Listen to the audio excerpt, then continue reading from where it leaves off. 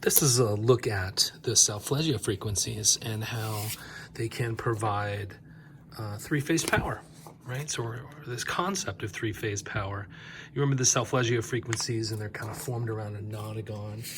And some of the other videos we looked at how the numbers are produced and kind of some positions of where the numbers are in these family number groups. And then we can look at, you know, kind of some patterning that starts to happen when you start to kind of color code, like, you know, the 9s are represented in red and the blues and the greens are represented as the 3 and 6 phase shift in these concepts.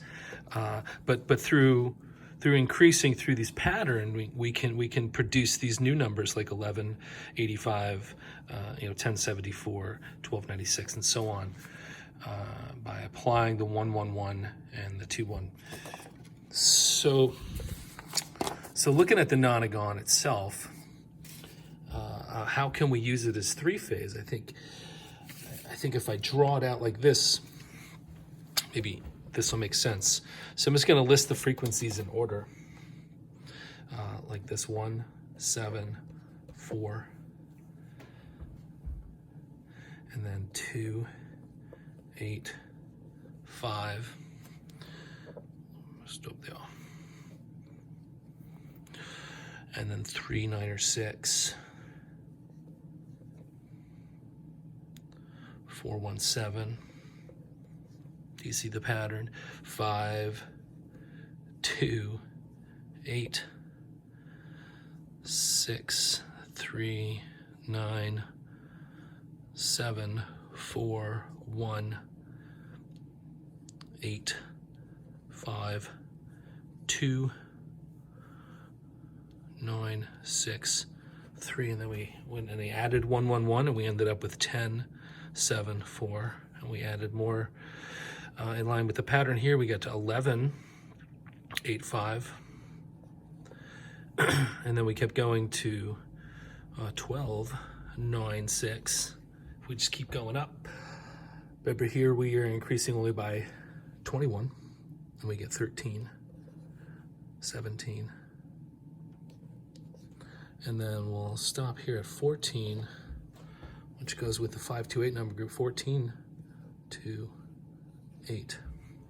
So if we look at this as these solfeggio frequencies laid out this way, I think you can kind of see this kind of three-phase concept where we can now connect the number groups. And for simplicity, let's just erase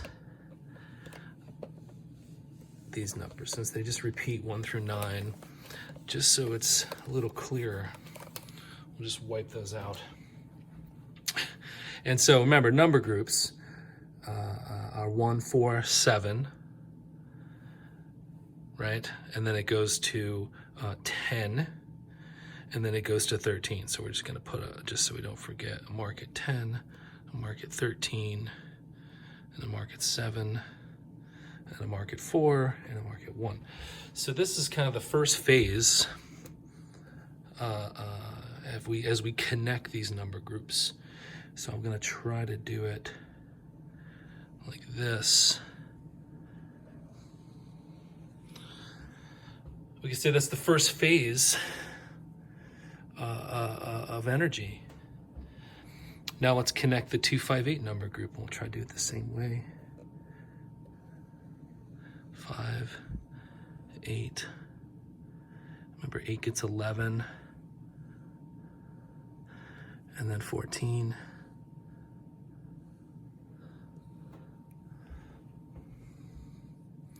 Right? And then 3, 6, 9, 12. 3, 6, 9, 12. And of course, that goes off. Yeah, this is probably closer like that. 14, right? So you can see now this is kind of this concept of three-phase electricity. We've kind of got this beautiful, and then if we were to rectify this by taking all these peaks and flipping them up, you know, you could imagine you'd have a beautiful, beautiful ripple, but this is all 3 sine waves. So if you look at kind of the organizing the Nonagon now around a wheel, like in a motor, you can see we can use the same solfeggio frequencies, or at least the Nonagon. Maybe not the frequencies are they're just to kind of guide us, but when you start to organize the wheel with the specific angles, you can produce this 3-phase electricity. You can see the green here, here, and here is phase 1. And then we've got this red here is phase 2, and then this red with black pen scribble on it is phase 3. I was on a budget and have a lot of colored markers. And some simple measurements on how to calculate. When you do the angles, you're able to fit 9 coils and 12 magnets. And that gives us perfect ratio for producing this 3-phase energy. And that's kind of the solfeggios, the Nonagon. And what this really is the nonagonal oscillating monopolar energizer. The nonagonal, we'll go nonagonal oscillating monopolar energizer. This is Gnome 1. And here's it's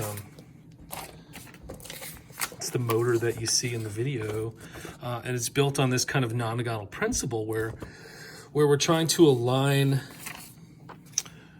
with these 3 triangles. If we were just to imagine that, if we were to label these as solfeggio frequencies, right, we could just say this is 174, right, and this is 285.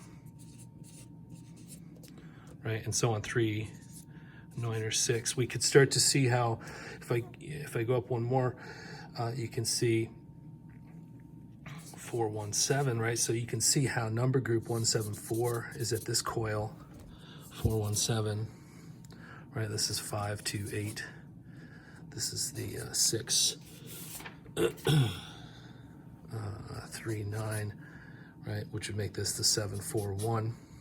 Right, so this coil here, and so this would be phase 1 of this 147 is being produced as these are all hitting at the exact same moment.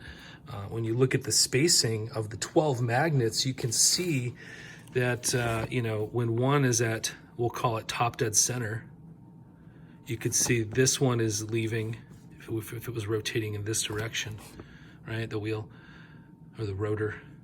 The coils are the stator, right? So the magnets are, and you see this one is approaching green. This one's on its coil firing. This one has fired already. So if this was to keep going, now this one would be the next to be top dead center. This coil, this magnet would be leaving the coil, and this one here would be coming into play to go and fire. And so this is the concept of the 3-phase. So if you then build,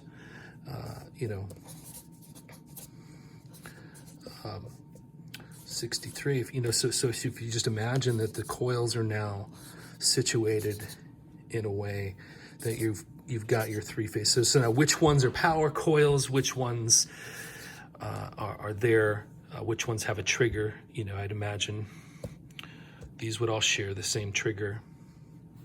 And again, that just gets into the 3-phase motor production and the Gnome. All right, stay tuned.